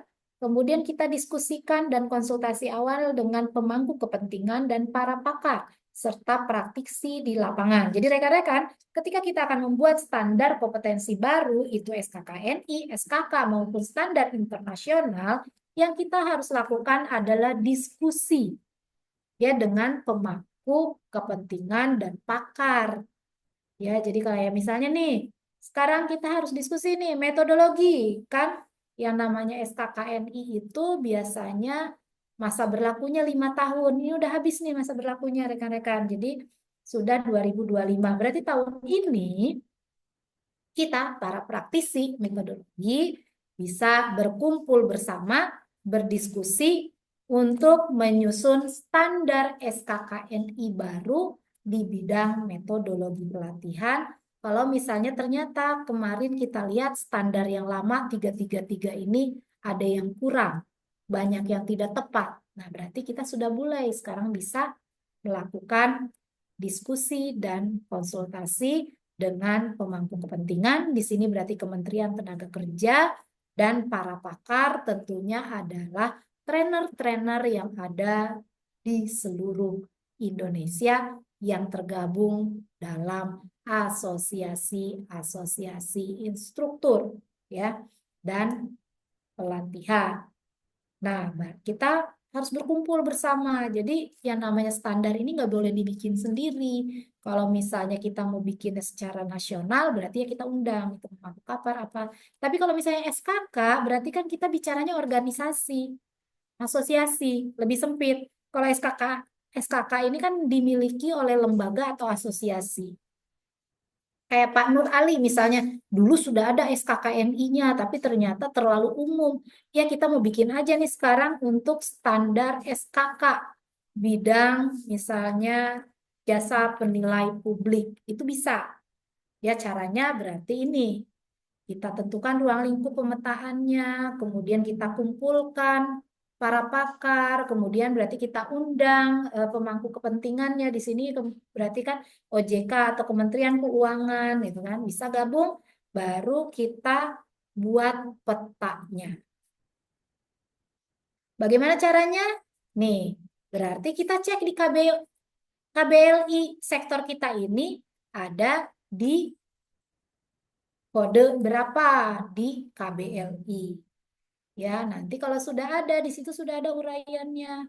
Kemudian bidang-bidang apa saja yang ada di dalam sektor kita ini, disiplin ilmu apa aja itu. Nah, itu kita lakukan. Terus lapangan kerjanya, ya kan, budak usahanya apa aja yang ada pada sektor tersebut. Nah, itu kita masukkan unit-unit pekerjaan. Nah, ini hasil identifikasi inilah yang nanti akan menjadi peta kompetensi.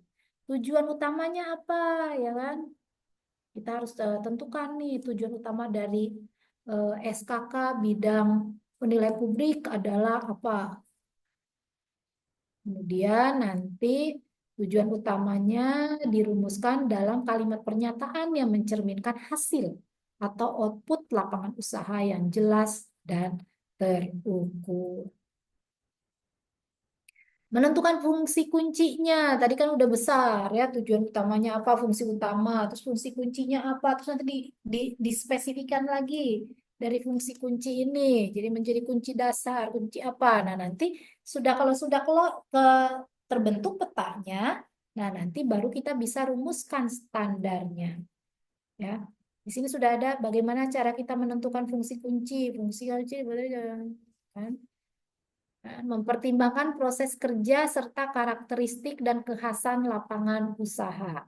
Jadi kita harus sudah tahu nih di sektor kita ini seperti apa A, B, C, kayak di instruktur ya paling gampang kan. Instruktur itu berarti fungsi kuncinya nanti ada di mana untuk teman-teman operator, untuk teman-teman yang memang sudah senior sama dengan master.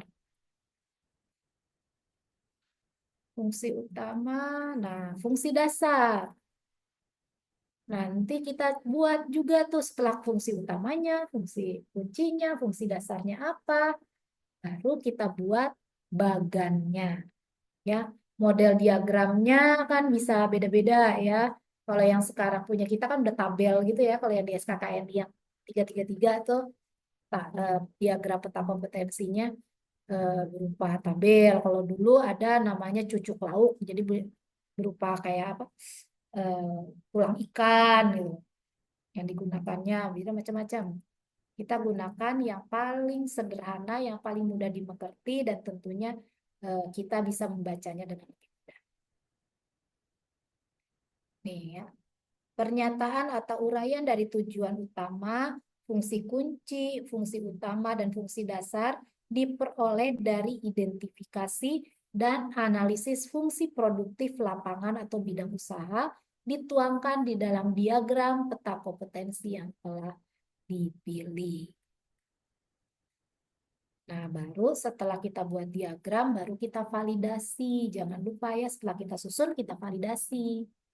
Ya, jadi bisa responden ke peserta udah sesuai atau belum. Bisa juga kita undang lagi user ya untuk mengecek apakah sudah sesuai atau belum. Tentunya harus kita undang di sini dunia usaha dan industri ya. Jadi yang menyusun pakar dengan pemangku kepentingan, nanti kita bisa uji cobakan dengan pengguna di industri. Oke, rekan-rekan, ini untuk peta. Apakah ada yang mau ditanyakan? Jadi, nah, di sini ya. Jadi kita sebagai seorang instruktur master itu harus bisa, misalnya diminta, Pak Alit, tolong dong dibuatkan SKK untuk bidang ini. Jadi khusus hanya untuk bidang mereka saja. Misalnya yang tren sekarang adalah pengobatan tradisional misalnya ya. Minta dibuatkan SKK-nya. Nah, dengan berpedoman pada menyusun peta kompetensi di unit kompetensi nomor 1 pada SKK yang di 333 ini, kita sudah bisa menyusun. Dengan catatan berarti kan ketika kita akan menyusun, kita harus berkoordinasi, berdiskusi dengan tadi kementerian pembina sektornya dan para ahli di bidang tersebut untuk mendapatkan masukan. Nanti baru kita buatkan nanti diagram petanya. Ya, baru kita cek di KBLI, dia sudah masuknya ke sektor apa-apa-apa. Di sini lengkap ya metode validasinya apa, tujuan pemetaannya apa, gitu kan. Tujuan pemetaan adalah proses penyusunan peta kompetensi dapat dilakukan secara sistematis dan metodologis sesuai dengan acuan dan pedoman yang ditentukan oleh otoritas SKKNI. Kalau dia SKKNI. Kalau SKKNI setelah kita rembukan dia baru nanti biasanya kalau SKKNI ini agak berbeda dengan SKK dan SKI. Jadi harus dari asosiasi meminta ke kementerian, nanti kementerian baru mengundang untuk penyusunannya, untuk rancangan SKKNI. Kalau SKK dan SKI berarti dari kita yang mengundang, ya lembaga kita yang mengundang pemangku kepentingan, praktisi dan lain sebagainya untuk berdiskusi. Kita susun standarnya, kita buat menjadi petanya kita buat, kemudian kita buat standar kompetensinya SKK atau SKI. Setelah jadi, baru kita ajukan ke Kementerian Pembina Sektor untuk divalidasi. Itu urutannya yang membedakan antara SKKNI, SKK, dan SKI. Setelah kita buat petanya, baru kita susun menjadi standar kompetensi. Ini dibaca ya rekan-rekan karena kita tetap perlu untuk penyusun rencana induk pengembangan, tapi tidak menjadi pekerjaan inti kita sebagai master. Pekerjaan kita mulai lagi di nomor 3. Di nomor 3 yaitu baru kita rumuskan peta yang sudah kita buat menjadi standar kompetensi. Nah, jadi kita udah buat petanya tadi ya, udah ketahuan. Kunci-kuncinya apa, fungsi utamanya apa, fungsi kuncinya apa, fungsi dasarnya apa. Berarti fungsi dasar itu akan menjadi unit SKKNI. Ya. Jadi fungsi kunci bisa menjadi di situ jabatannya atau kualifikasinya. Fungsi utamanya berarti nama sektornya nanti. Sektornya apa? Misalnya bidang pelatihan dan standarisasi, bidang MSDM, gitu kan? Bidang tadi apa tuh kita tadi mau bikin pengobatan tradisional. Itu berarti ada menjadi itu fungsi utamanya. Oke, kita masuk sekarang merumuskan standar, mengklarifikasi persyaratan pengembangan standar. Ruang lingkup dan tujuan pengembangan standar diklarifikasi dengan pemangku kepentingan. Sistem, proses, dan regulasi teknis pengembangan standar dikonfirmasi kepada personil yang relevan, isu yang potensial diidentifikasi sesuai dengan relevansinya. Ya, jadi kita klarifikasi dulu, pastikan ruang lingkup yang kita gunakan sudah sesuai dengan standar, sesuai dengan regulasi, ya, dan pokoknya sudah semuanya sesuai, baru kita tetapkan metode penyusunan standarnya seperti apa. Mau pertemuan rutin atau mau seperti apa, ya, data-datanya dikumpulkan dulu, nanti baru kita bahas dalam rancangan, ya kan. Kalau nanti setelah rancangan baru kita validasi dan lain sebagainya. Silakan metodenya ditentukan. Kemudian lakukan eksplorasi data dan informasi atau riset agar tadi sesuai, ya. Jadi informasi di dunia usaha mintanya seperti apa, dunia industri seperti apa, pakar-pakar maunya seperti apa, perusahaan-perusahaan maunya seperti apa. Jadi ini harus akurat semua informasi yang kita miliki, baru kita formulasikan standarnya. Mulai dari judul unit kompetensi, ya kan, kemudian deskripsi unit, elemen kompetensi, KUK, ya, sampai employability skill, dan lain sebagainya. Nah, di sini tadi kan aku sudah sampaikan nih, rekan-rekan, formulasi standar kompetensi, judul unit Kita kompetensi mau makan malam di ditetapkan Asia itu berdasarkan kami belum infokan harganya. dasar. Nanti bisa ditambahkan. Kemudian yang poin kedua ada multimedia. Kita dikasih intro dulu, tadi ada multimedia, dengar deh Pak Nur gitu. Ya ketahuan tuh bisnisnya tuh. Udah ketahuan. Bocor. Nih ya, jadi fungsi dasar tadi jadi unitnya.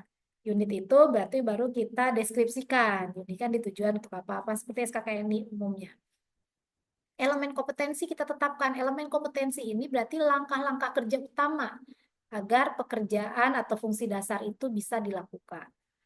Nah, dari situ baru kita bikin kriteria unjuk kerja, indikator ketercapaian dari elemen, dari langkah kerja yang kita lakukan. Jadi kita harus jabarkan. Nah, nanti ada namanya kelayakan employability skill-nya kita tetapkan juga ya sesuai dengan KUK yang sudah kita susun sebelumnya. Nah, ini pokoknya dibaca nih nanti baru aspek kritis diidentifikasi berdasarkan langkah-langkah dan KUK yang mempengaruhi secara signifikan hasil unit ini ya tadi itu ya. Jadi aspek kritis itu dia harus yang menentukan keberhasilan dari pekerjaan, satu unit kompetensi. Nah, hasil formulasi setiap unit kompetensi dituangkan dalam format unit kompetensi yang ditentukan. Ya, ini nanti bawahnya standar ya, validasinya, instrumen validasinya ada, biasanya nanti kita akan validasi, baru finalisasi, nanti diundang kalau SKKNI.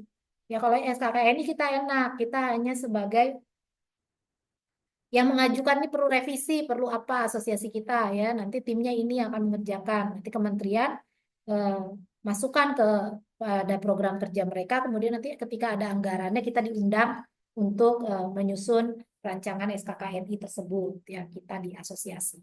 Kalau SKK sama SKKI berarti kita yang mengundang, kita yang apa, kita bikin dan nanti hasilnya milik kita. Nanti sudah divalidasi, diverifikasi kementerian, ditandatangani dan dokumen tersebut milik organisasi kita. Kalau mau digunakan oleh orang lain, mereka bisa membayar biayanya. Sudah lengkap rekan-rekan? Silakan kalau ada yang mau ditanyakan, boleh ditanyakan. Sudah semua dibahas di sini. Sekarang kita, kalau misalnya tidak ada pertanyaan, kita akan masuk kepada mekanisme perpanjangannya nanti seperti apa. Nih di sini, kalau rekan-rekan lihat nih, sudah ada tuh pengelompokannya ya. Ini nih SKK ini udah jadi. Kelompok nih pengkodeannya ini udah berdasarkan KBLI dan KBJI sudah ada di sini golongan-golongan ini 74, 78. Nah, nanti kita tinggal sesuaikan sektor kita di yang mana. Ini kalau metodologi kan dibagi menjadi 3 area pekerjaan, ada yang bidang standarisasi, bidang pelatihan kerja, dan sertifikasi. Ya, kalau LSP berarti ada di sertifikasi, pelatihan kerja berarti teman-teman LPK di mana rekan-rekan yang bertugas sebagai narasumbernya. Standarisasi ini untuk penyesuaian kualifikasi. Jadi dia ada di kualifikasi mana? Kalau misalnya ternyata sertifikatnya bisa jadi dari luar negeri atau di internasional dan lain sebagainya.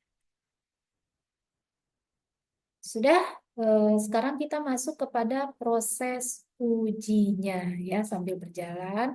Jadi rekan-rekan tugasnya adalah tentunya tadi mengecek kembali kemarin portofolionya ada apa saja. Yang harus dibuat adalah tadi pengembangan program ya. Jadi ada satu portofolio untuk level 6 yang wajib adalah dokumen pengembangan program.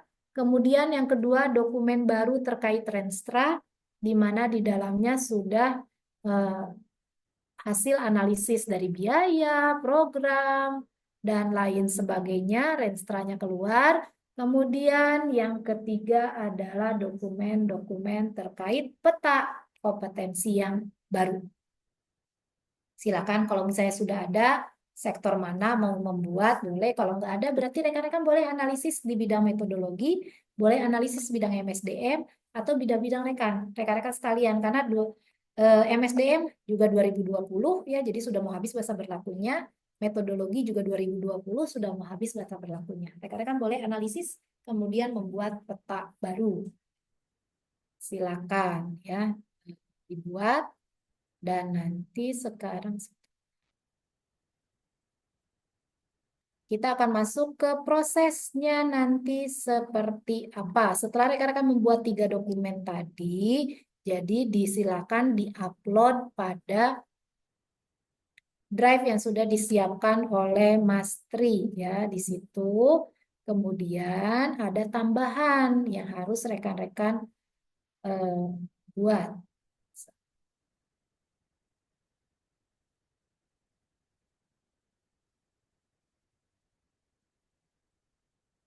Ini yang instruktur senior ya Bu Fitri. Seorang instruktur senior itu kan punya 3 peta. Ini peta ininya ya, peta pekerjaan kita. Punya 3 pekerjaan utama. Yang pertama perencanaan, yang kedua pelaksanaan, yang ketiga evaluasi pelatihan ya. Nah, jadi Bu Fitri akan diminta membuat materi ya, presentasi terkait 3 pekerjaan ini. Jadi ada 3 PPT yang harus dibuat. Yang pertama adalah peta perencanaan pengorganisasian pelatihan.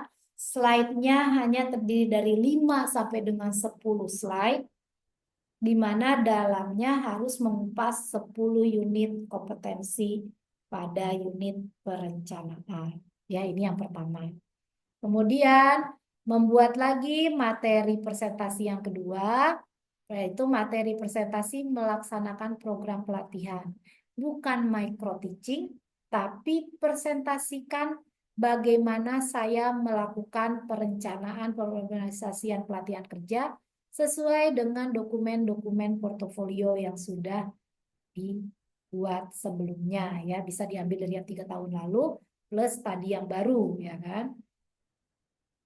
Yang kedua juga sama, jadi membuat materi presentasi terkait bagaimana saya melaksanakan pekerjaan perencanaan, bagaimana saya melakukan pekerjaan melaksanakan program pelatihan kerja, dan bagaimana saya melakukan pekerjaan evaluasi hasil pelatihan kerja. Ada 3 materi presentasi, 3-tiganya harus mengandung unsur yang unit-unit ini ya. Jadi yang perencanaan ada 10, ya, kemudian yang pelaksanaan ada 4, yang evaluasi ada 5. Ini untuk Ibu Fitri. Selain tadi ya yang materi rancangan pelatihan. Terus dalam Bu Fitri menyusun materi presentasi, Bu Fitri harus mengacu pada sini ya, SKKNI 333, Undang-Undang K3, Peraturan Nomor 31 Tahun 2006, SOP, Standar Jabatan, Standar Kinerja Jabatan, Kode Etik di bidang pelatihan, sampai dengan standar SOP terkait yang digunakan. Ini adalah semua standar-standar aturan kode etik yang ada pada unit kompetensi di skema instruktur senior. Oke ya, cukup jelas Ibu Fitri? Ya, nanti ini aku share ya ke Fitri. Dan sekarang untuk teman-teman yang di kualifikasi 6 termasuk Ibu Fitri, apabila akan ikut lanjut ya ke yang level 6, berarti juga menyusun ini. Rekan-rekan akan kami minta membuat materi presentasi sama ada 3 terkait pekerjaan inti seorang instruktur master. Materi PPT yang dibuat adalah tentunya bagaimana kita melaksanakan pekerjaan perancangan strategi bisnis, di mana di dalamnya ada hasil analisis makro, mikro, rancangan strategi, plafon, dan pengembangan program pelatihan yang sudah rekan-rekan buat sebelumnya. Sama syaratnya, materi PPT-nya minimal 5, maksimum 10. Ya. Di dalamnya tentunya harus sudah mencerminkan pekerjaan kita sebagai instruktur master ketika merancang strategi bisnis atau menyusun Renstra. Materi PPT yang kedua adalah pengelolaan pelatihan kerja.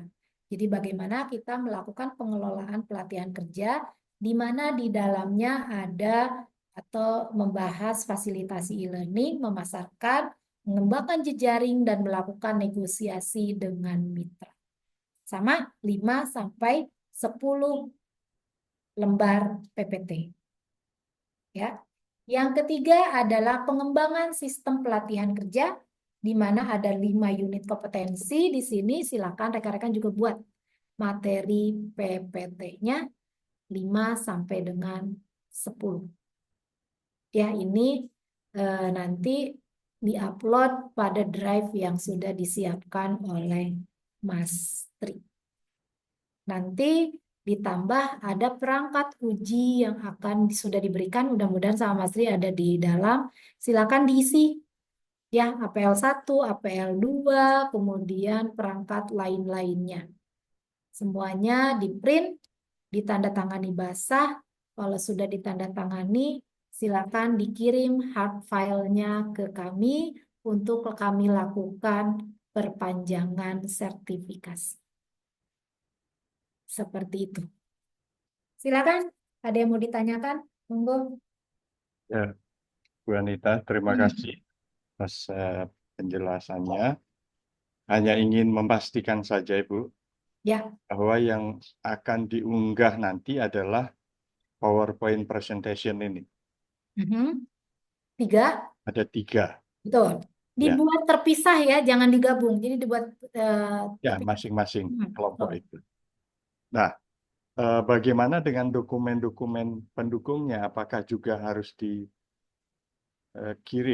Ya, betul. Di-upload juga yang tadi aku diminta untuk yang level 6 kan berarti yang pertama adalah dokumen program pelatihan hasil pengembangan beserta Renstra dan standar yang dibuat.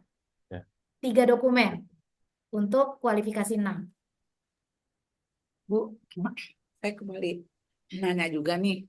Ya, silakan. Berarti tugasnya untuk instruktur senior itu adalah presentasi yang 3 poin tadi dilakukan secara terpisah minimal 5 sampai 10 ya Bu ya. Betul. Udah gitu di luar itu tugas yang 17 itu ya Bu ya. Tidak 17. Yang diminta hanya yang program. Oke. Iya, yang program sama rancangan ya ini lesson plan. Lesson plan yang inovatif sudah tercakup di dalamnya e-learning sama rekaman video melakukan pelatihan jarak jauh. Ibu Fitri juga ada 3 ya. Jadi itu. Baik, Pak Alit sudah clear kah? Atau ada lagi?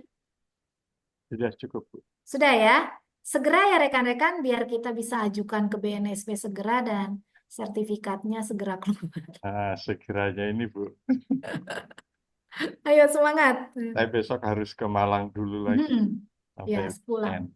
mungkin di awal Februari baru saya bisa Tidak apa-apa. selesaikan. Ya, segera. Ya. Segeranya, pokoknya segera semampunya kita ya. Jadi nanti kita bisa Salah, ajukan. Bu. Ya. Jadi kita harapkan Februari ke sana tuh semua teman-teman sudah upgrade semua. Jadi bisa kita masukkan datanya ke Kemnaker karena ini diminta oleh Kemnaker ya untuk sertifikat teknisnya harus masih hidup begitu. Oke, ada lagi kah? Ini paling lambat kapan, Bu? Kita tidak tentukan. Sekarang tahu. Kalau tidak ditentukan itu biasanya saya yang paling belakangan nanti. Awal Februari ya. Kita minta siap. Insya Allah sebelum siap. tanggal 5 tetap sebelum tanggal 5. Sakral banget ya. Iya, soalnya tanggal 6 kan kita belah duren kan. Nah, itu. Oke, siap. Oke ya. Nanti yang 2 PPT ini aku share ke teman-teman ya lewat Mas Tri ya untuk materi presentasinya apa dan undang-undang yang dimintanya apa. Oke, cukup ya rekan-rekan, ini sudah mau maghrib. Terima kasih, Bu. Iya, terima kasih banyak. Ya, Terima kasih Bu. Dengan senang hati saya juga terima kasih banyak rekan-rekan sampai dengan sore ini sudah mengikuti proses upgrading kita. Semangat terus ya rekan-rekan. Semoga lancar 2025. Ya, ditunggu undangan dari rekan-rekan semua juga kepada kami. Dan doakan kita banyak sertifikasi, jadi kami sering mengundang rekan-rekan untuk mengakses. Amin. Baik, alhamdulillah sudah semua materi disampaikan. Kita tutup kegiatan hari ini. Tentunya terima kasih. Foto dulu, Bu. Oh iya, foto bersama Oh iya, dulu. foto bersama boleh. Iya. Ini yang mau makan durian nih. Foto Ayo, bersama. aman. Kapan, Bu? Hari Gue di ini Besok Medan ya? loh. Ayo kita makan duriannya di Medan aja, Fit. Ayo Hah? Mas, kapan? Patri ikut nggak, Patri? Ikut Bu, virtual. Aromanya nggak nyampe. Nah. Pak Aris, apakah bisa bergabung untuk foto bersama? Wah, Pak Aris lagi ini, Bu. Lagi sama yang lain, Bu. Nggak bisa Dia kayaknya diganggu di itu. sampingnya itu belaga supir.